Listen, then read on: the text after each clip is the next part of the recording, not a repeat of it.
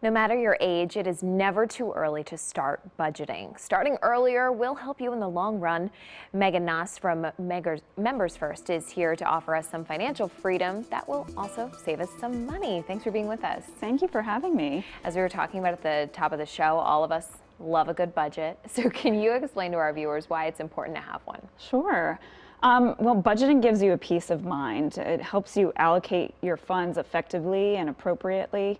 When you're budgeting on a monthly, weekly, daily basis, sometimes it helps you recognize the unnecessary spending, and it can help with your monetary growth. Ultimately, when you're budgeting, you can see that you're saving for your necessities or your extracurricular activities. It can even help you save for your retirement.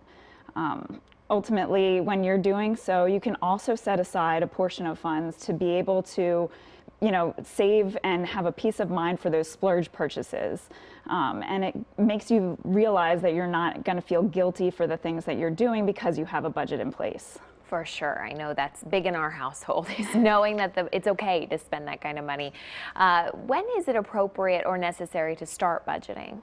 While there's no real answer, your fellow credit union associate would tell you now. It's never too late to start budgeting, and the faster that you do it, the more you'll save. And ultimately, in the long run, you want to be able to save those funds so you can help plan for the future needs.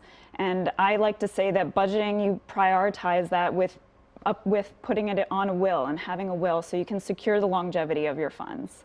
If you haven't done it before, how do you get started budgeting? It can seem a little overwhelming. It can be a little overwhelming because you know that with budgets you have to look through your statements and you want to be able to see, your income versus your debts. And luckily for us, we're in today's world, we have the internet at our fingertips. So we can search for the tools necessary to find those charts to help you budget. But if that makes you feel a little uneasy, which it can, and you can always go to membersfirst.org where we have tools to help you save, and you can go and find a calculator to potentially save money on rates and interest rates to help get you started for that.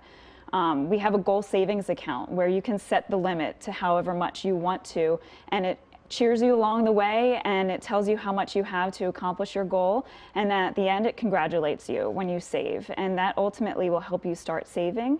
But if you don't feel comfortable in going on the internet and doing it that way, you can absolutely use your interpersonal and practice those social skills that we don't always have anymore. And you can go inside a Members First location and meet with a member service representative, and they will be able to help guide you along the way and get you the tools that you need to help start that budgeting. It is good to have somebody in your corner for that. Finally, what are some ways that we can incorporate a budget into our current non-budgeted routine?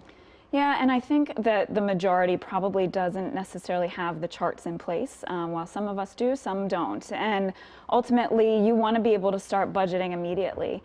And when you do that, you can start today. Myself included, I like to go by a $3 rule.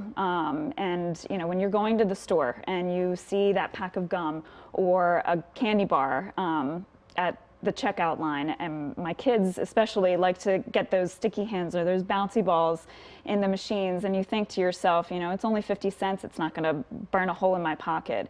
And while that's kind of true, it also can help you start saving if you're thinking about those costs, $3, $5. Mm-hmm. Do I need that or do I want it? Is it a necessity? Do I need that coffee or do I want it? While that's a loaded question, you can really start monitoring that yourself and recognizing the needs versus the wants. And when you're focusing on the needs versus the wants in that dollar range, you'll start saving dollars at the end of the day. And it can amount up to, above $100 a month. And Wow. that could potentially be your bills at the end of the day, your electric bill, and then you're saving for months in advance. And it really can give you that peace of mind to know that you're able to do that. Great information. Thank you so much. Of course, thank you. We'll be right back.